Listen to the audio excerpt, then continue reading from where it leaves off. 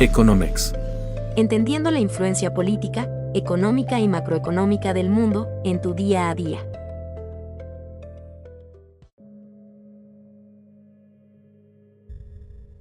Después de haber vivido un nuevo superpeso, donde llegamos a apreciar el tipo de cambio en niveles de 17 pesos con 20 centavos o inclusive por debajo, pues llega la guerra entre Estados Unidos e Israel en contra de Irán y parece que el superpeso se acabó.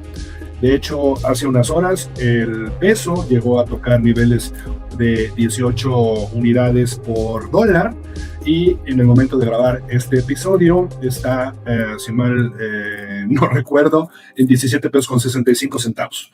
Es un episodio de mucha volatilidad y sigue siendo la gran pregunta para los exportadores y para muchas empresas. ¿Qué va a pasar con el tipo de cambio? Y las últimas 24 horas han sido de una volatilidad extrema.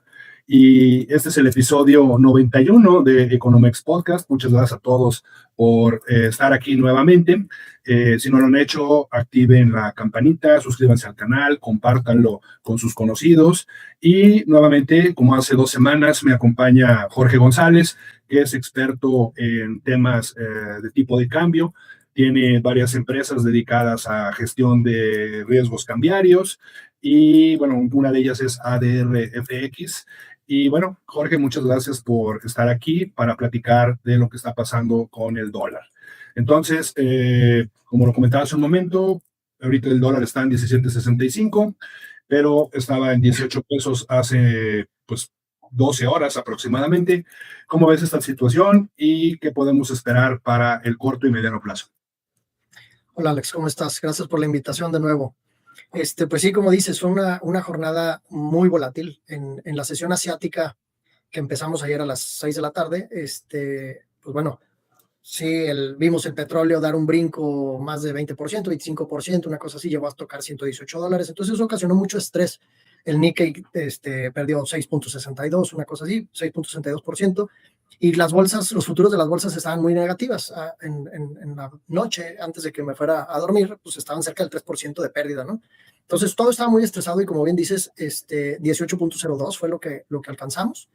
Y ya con algunos puntos importantes, por ejemplo, o sea, estamos viendo que esto es un tema de estrés ocasionado por la parálisis en el estrecho de Hormuz.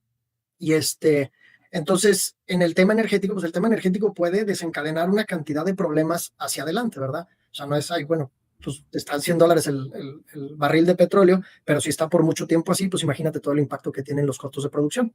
Entonces, ese es el problema realmente, que venga una inflación y entonces la inflación que pueda derivar a no recortes de tasa, que estábamos descontando recortes de tasa en Estados Unidos, etcétera. Entonces, toda la dinámica viene a cambiar. Y por eso la presión, y es una presión del dólar en general, no solo dólar contra peso. Sabimos contra el franco suizo, contra el yen japonés, contra todas las monedas emergentes, pues se presionó el dólar justamente, ¿no?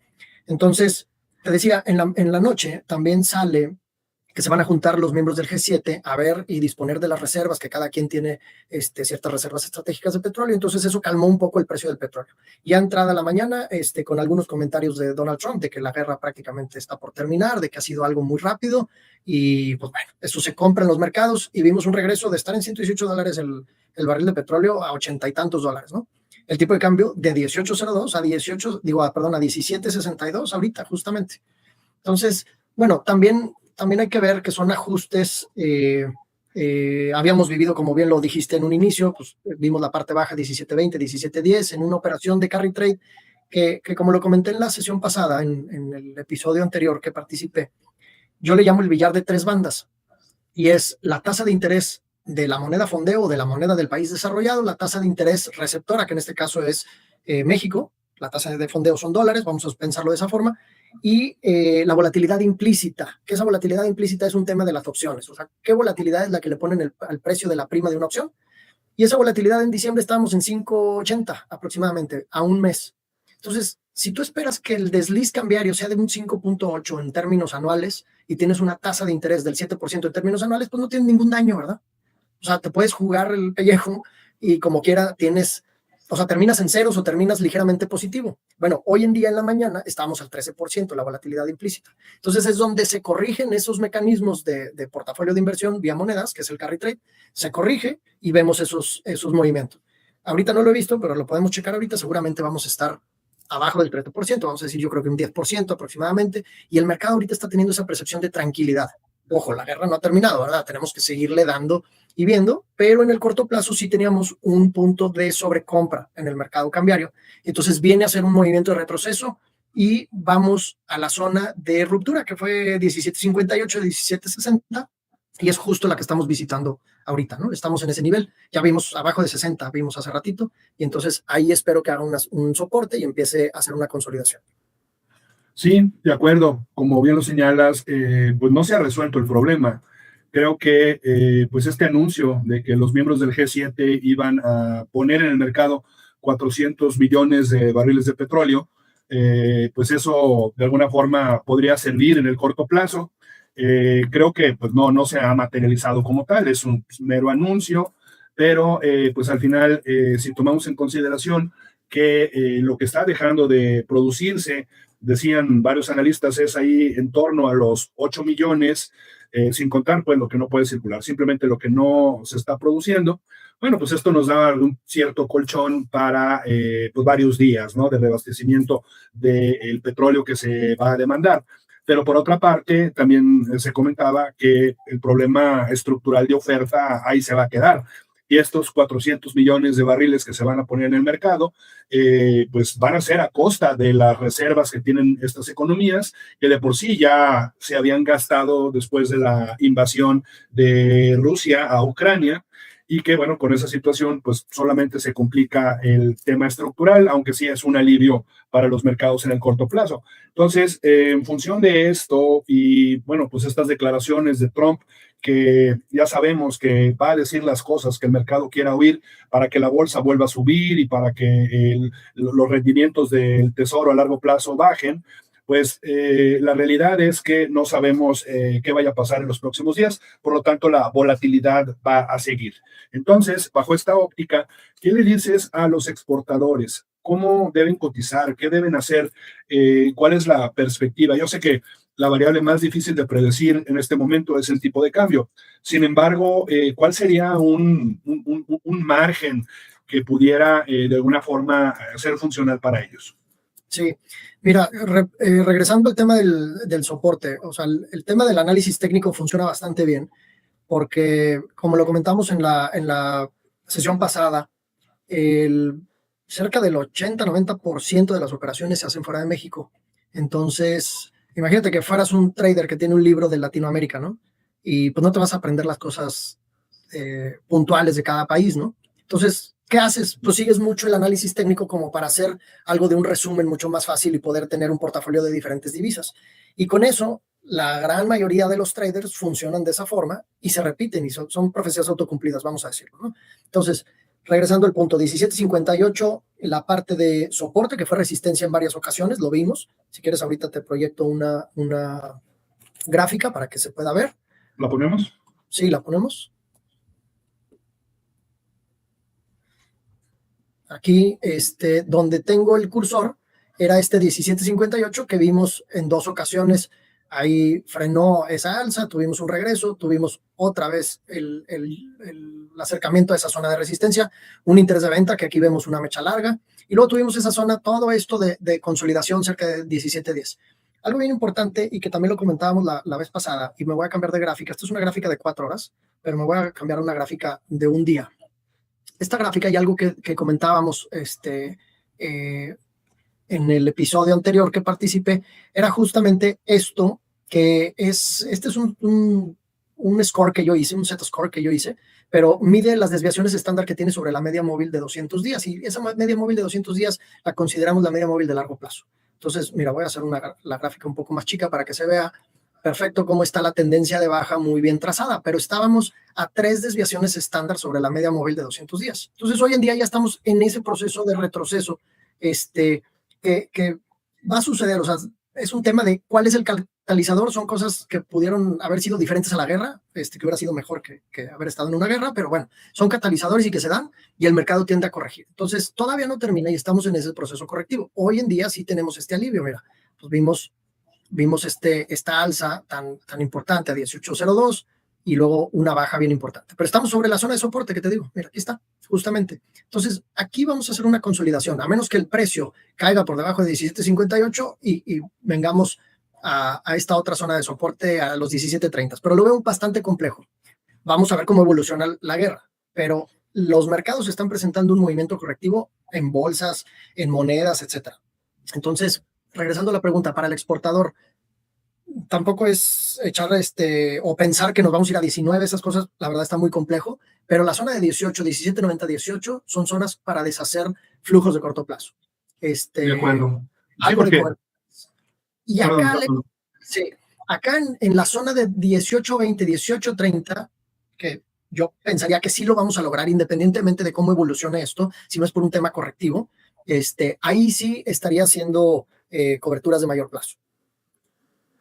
Ok, bueno, efectivamente, hace 2 semanas que hicimos el anterior programa, hablábamos que la perspectiva era de una debilidad del dólar, que pues Estados Unidos iba a seguir con su desorden fiscal, con una intencionalidad de bajar tasas de interés, ampliación de la oferta monetaria, etcétera, y que eso, pues de acuerdo a varios analistas, daba pie a pensar en una depreciación adicional del dólar este año en función de un 10%, y que eso podría llevar al dólar a niveles por debajo de 16 pesos.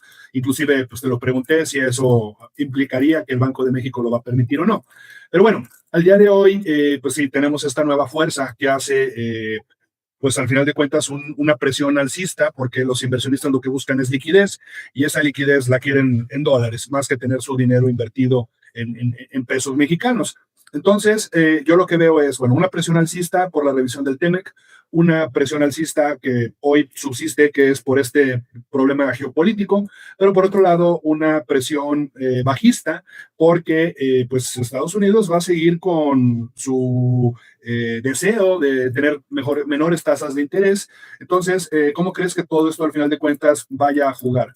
Digo, ahorita hablabas de esos niveles de 18.20, etcétera, pero de plano, ¿no crees tú que el dólar se pueda regresar a niveles de 17.10 como los que estábamos viendo hace un mes? Ya lo veo un poco complicado. Te digo, yo insisto que la zona de soporte la tenemos en 17.50, 17.55, 58 en esa zona. Si por algo hacemos una perforación, vamos a buscar 30 y tantos, pero veo muy difícil 17.10, y sobre todo porque si tú ves también el índice del dólar está en un proceso correctivo y ya pasó a un sesgo alcista. Sí, la narrativa y el tema mediático es Sell America, ¿no? En su momento, y adiós el dólar, y todo el mundo está haciendo reservas en oro y el dólar no lo quieren, etcétera. Pero pues ya vimos que en un conflicto, pues sí, el deseo sigue siendo posicionarse en dólares y priorizar la liquidez en dólares, ¿no?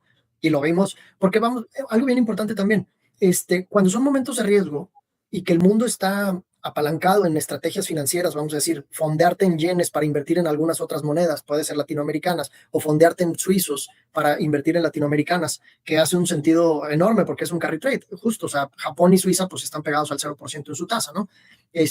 Y normalmente cuando hay un conflicto o algún tema geopolítico, pues se deshace el carry trade y se aprecia el franco suizo y el yen japonés. Hoy en día no pasó, en este conflicto no pasó, entonces ahí fue donde yo dije, oye, aquí lo que me hace ruido es que el mercado está buscando liquidez, no tanto deshacer el riesgo, sino más bien protegerse con liquidez en dólares, y que eso es lo que mueve los tipos de cambio de manera muy rápida, ¿no? Sí, de acuerdo. Coincido en que lo que el mercado ahorita busca, lo que los inversionistas buscan, pues es esa liquidez. Y bueno, en ese mismo sentido, la pregunta que también me han hecho a mí es respecto a lo que puede pasar ya en un plazo de 2 años, un año, o sea, en un horizonte ya más largo. ¿Tú crees que el dólar puede estar en niveles que, bueno, yo hice un par de análisis, creo que su valor, si arrastramos diferenciales de inflación desde la última vez que tuvimos una balanza comercial en equilibrio, pues debería estar por ahí de 18.50. ¿Tú crees que esto es algo factible para 2027, 2028? ¿O vamos a seguir con esta incertidumbre donde los empresarios no pueden hacer planeación de su comercio exterior? Yo creo que sí podemos ver 18.30, 18.50 y que estemos oscilando. Nunca es estático, siempre es una oscilación alrededor de la media de largo plazo. Y es lo que te decía, cuando tienes la media de largo plazo, la de 200 días, si te estiras 2 a 3 desviaciones estándar, el tipo de cambio va a tender a regresar a la media. Y en ese regreso normalmente pasa porque pues, algún detonador hubo y es un tema de un unwinding, un short squeeze, vamos a decir, de dólares, y pasa la media y luego regresa y sigue oscilando. Y son nueva información que se va incorporando. Y como decías hace rato, pues tenemos también unos temas pendientes importantes, que es la negociación del tema que hacia adelante, ¿no? Ya se dio el banderazo de las reuniones, pero pues la negociación es para finales de mayo, tengo entendido, junio. Entonces, bueno, pues todavía vienen otros capítulos de información que vamos a estar agregando. Y es bien importante el tema de la evolución de la inflación, porque con esa evolución de la inflación, sobre todo en Estados Unidos, puede cambiar la narrativa de recortes de tasa o no. Hoy en día, la probabilidad de recortes de tasa ya se cambió totalmente y tenemos una probabilidad del 40% para recorte en septiembre, ya no en junio como se esperaba, junio, julio, sino ya para septiembre, y es baja todavía.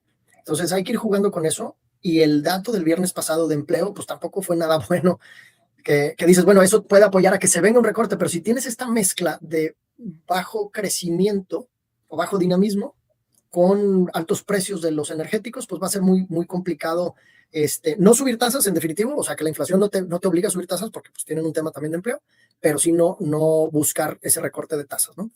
Sí, bueno, nos quedan 2 minutos. Ahora, bueno, hablaste de la inflación y creo que también es pertinente hablar de la inflación en México. Se dio a conocer el dato de que la inflación anual subió a 4.02% en febrero, ya por arriba del rango máximo del Banco de México. Y sin embargo, bueno, todavía la semana pasada tienes algunos personajes de la Junta de Gobierno del Banco de México hablando de que su preocupación eran los efectos de segundo orden del IEPS, cuando, bueno, pues tienen un problema serio porque está aumentando también la inflación no subyacente. Pero bueno, bajo este escenario, ¿tú cómo ves tasas de interés y tipo de cambio también como un factor que afecta? Sí, miran, las tasas de interés, yo creo que va a haber una pausa en México hasta que no podamos ver si este tema de los energéticos se controla y llega a otro nivel. Porque aunque no nos afecta a nosotros ni a Estados Unidos en el tema de la logística del petróleo, pues sí los precios, ¿no? O sea, todo lo que deriva y los insumos. O sea, si mucho tiempo tienes los precios del petróleo de esta forma, imagínate que China esté recibiendo precios de petróleo altos, pues todos los bienes intermedios que importamos pues van a venir a otro precio seguramente, ¿no? Entonces ese es un problema que tal vez empiece primero con los precios al productor y luego vemos si hay el pass-through o no a precios al consumidor, pero ante esa incertidumbre veo difícil un recorte de tasas en México. Y en el tema de la relación con el tipo de cambio, pues puedes decir, oye, pues si no van a recortar tasas en México, seguramente pues vamos a volver a ver carry trade. Pues necesitamos que la volatilidad implícita empiece a regresar y eso significa confianza en todo el mundo, o sea, todos los mercados que se calmen un poco. El VIX, pues lo tenemos a 20, bueno, bajó ya, pero estuvimos a 28, ¿no? Ya por debajo de la zona del miedo de 25, pues ya puede ser otra historia. Pero también algo que nos manda mucho es las expectativas de la política monetaria de Estados Unidos. Si las expectativas cambian y ya no va a haber recortes, entonces ahí vamos a tener un tema. Bueno, pues muchísimas gracias, Jorge. Se pasó volando este episodio. No los hacemos más largos para que la gente nos siga viendo. Nos han comentado que su duración ideal son por ahí de 20, 25 minutos. Sin duda vamos a seguir platicando de estas cosas. Yo pues, te agradezco nuevamente tu disposición con este podcast, con la gente que nos escucha. Si quieres comentar dónde te pueden encontrar para que vean en ti la persona idónea para hacer una estrategia de coberturas cambiarias y asesoría respecto a tipos de cambio. Sí, claro, muchas gracias, Alex. Sí, nuestra página de internet es asesoresdyr.com, que es asesores en divisas y riesgos. En LinkedIn también estoy ahí como Jorge Eugenio González Lozano, en Twitter con Jorge GL2502, y pues bueno, en nuestros Substacks, que el mío se me olvida un poco, pero es que es Jorge, déjame lo veo, es Jorge J. González o Jorge González FX, a ver, déjame ver. Es Jorge González FX, substack.com. No, muy bien, pues muchas gracias, Jorge. A mí me pueden encontrar en el Substack de economex.substack.com, en Twitter como @Alejandro Gómez T, Tamés, Y bueno, pues nuevamente muchas gracias a todos por haberse quedado hasta el final. Los invitamos a que compartan este material, que lo distribuyan ahí con sus amistades, con sus equipos de trabajo, porque consideramos que es información valiosa respecto a cómo pinta este tema del tipo de cambio que sigue teniendo a todo el mundo bastante nervioso. Denle clic en la campanita y suscríbanse al canal. Muchas gracias y hasta la próxima.